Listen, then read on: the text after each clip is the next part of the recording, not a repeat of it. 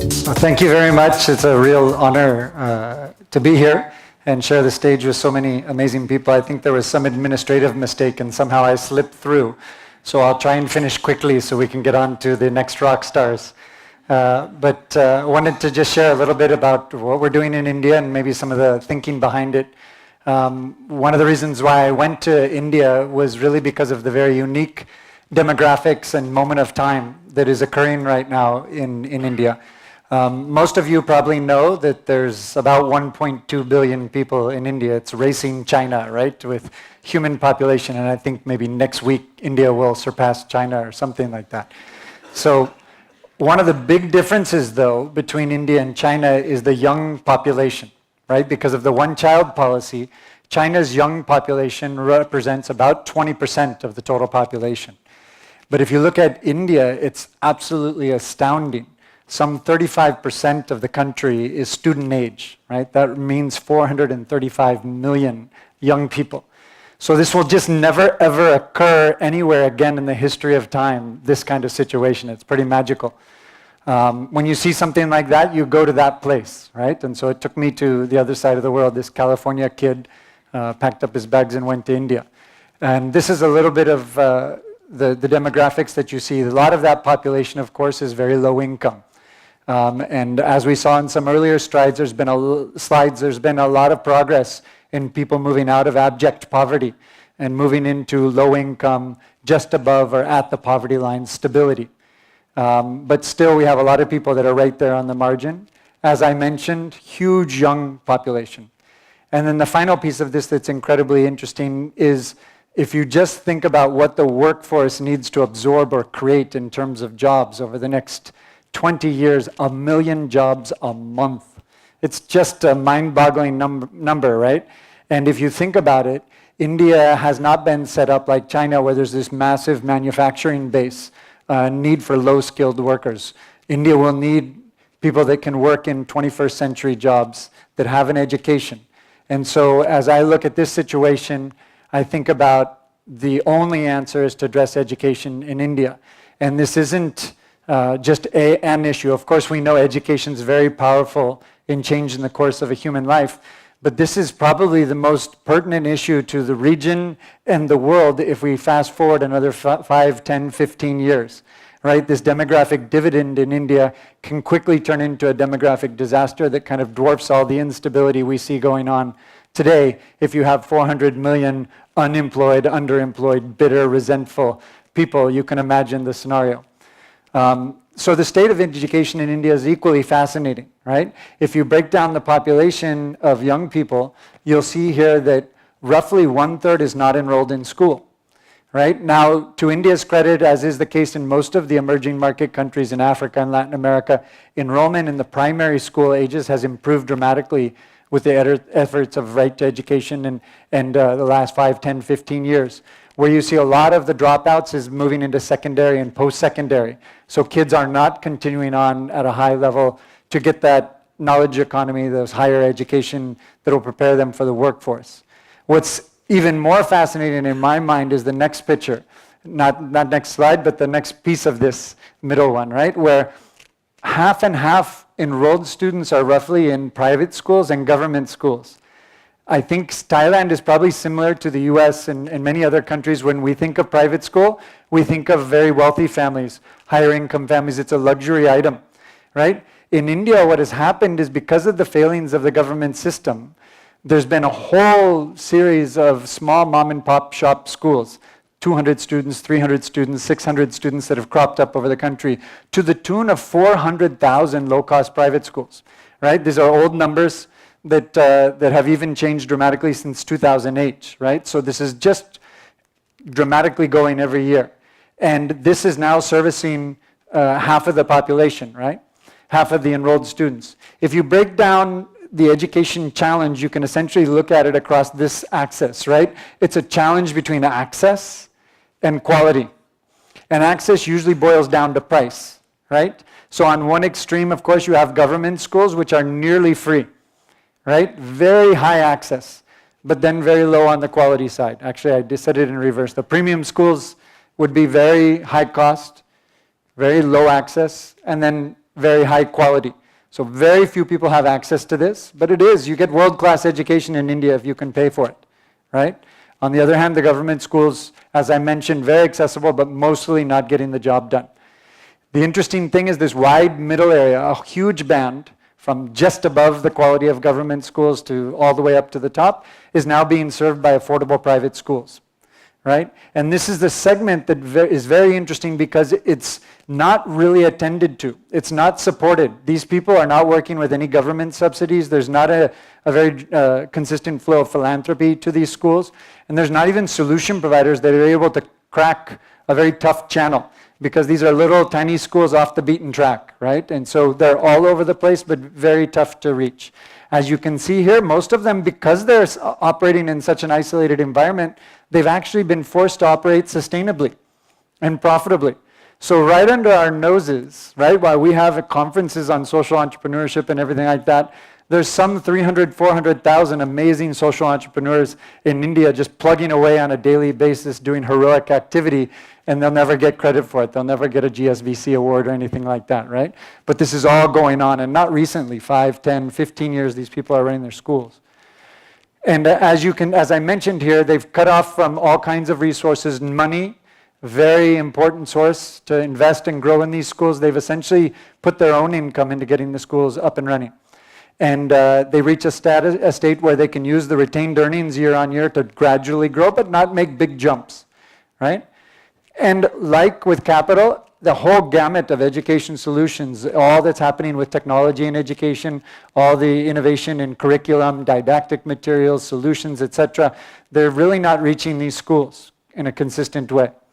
And so this is the situation that we observed and said, my goodness, there's already a bunch of people out there doing all the tough stuff, right? So what can someone who's maybe not too bright and not too talented, but fairly hardworking and fairly hard-headed and persistent, what could we do? Well, maybe we could just connect these kinds of resources with all of these amazing people. And obviously, this is a lot more difficult than throwing the Vartana logo up on a slide, right? It's a very tough process of identifying these people, cracking through, gaining their trust, and then working with them. And really, there's a deeper vision behind this, and this is kind of what I wanted to try and spend most of my time with today. I don't know if any of you have seen this framework. It's called Johari's Window. And it sounds like some cool Eastern name, right? Johari, like must be Indian or something. But it actually comes from two American dudes named Joe and Harry. And they were cognitive scientists, right? And so they put this thing together, applying it to the personal side, but you can apply this very interestingly to any kind of community context, right? And I think it's going to go in line a lot with what we heard earlier from Harry in terms of design thinking as well, right? That you have this insider and you have this outsider component, right? So in this case, Vartan is an outsider, and the school owners are the insiders. And of course, the insider would see a certain reality, represented by this first column here. And then that would be driven by all of the deep knowledge and experience they have inside their own community and what have you.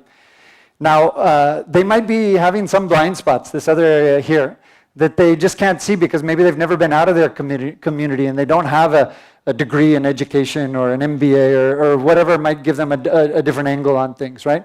By the same token, I as an outsider, I'm going to see this picture up here. Right? And I bring my wonderful degrees and traveling the world and all of this stuff, and I'm going to see some things like this, but I'm going to miss a lot of stuff that insider that she can see, right? Now, fortunately, there's an area of overlap that kind of is the fairly obvious stuff that we can all see, right? And then, of course, there's these deep, dark secrets of the world that no one has really been able to uncover yet, neither her nor I, right? Now, the whole notion here of Johari's window and how it works is that if we can develop a relationship and we can begin to develop some trust and we can start to open up and talk and let some of the barriers come down. I meet you the first time, I don't tell you all the deep stuff, right? I kind of check you out and see if you're trustworthy, see if I can share a little bit more. But when I do, then I might be willing, or in this case, the insider might be willing to open up and share a little bit with me, right? I might be able to gain her trust. And therefore, what I can see, my line moves down. Right? I can see more and I'm blinded less. And in the same way, maybe I earn the right that this crazy long-haired dude from California might not be so suspicious after all. Maybe I can share a little bit of what I see about my reality. And so in the same way, maybe I can also share some of my perspective, and she's open to that. And so then maybe she sees a little bit more. And the real magic here is maybe, just maybe, by this whole cocktail and dialogue that we can get going, maybe we can stumble on some of the deep, dark secrets of the world, right? That alone and separate we never would have come upon. And when you really think about it, a lot of business innovation essentially happens here, right? Where someone who happens to have a roommate who's an artist and they're an engineer and they get talking and all of a sudden they're onto some cool new solution because their two worlds have crashed, right? And so this is kind of in some ways a model for innovation, but it's also a very beautiful model and case for human contact. And I, for one, believe that we're here for a reason, and I don't just mean Bangkok. I mean in the world. I don't believe personally that we're just a series of biological accidents, right? And so on this spiritual level, I think that we're here to love and serve each other. And the way we best love and serve each other is by understanding what one needs, what one wants to be done.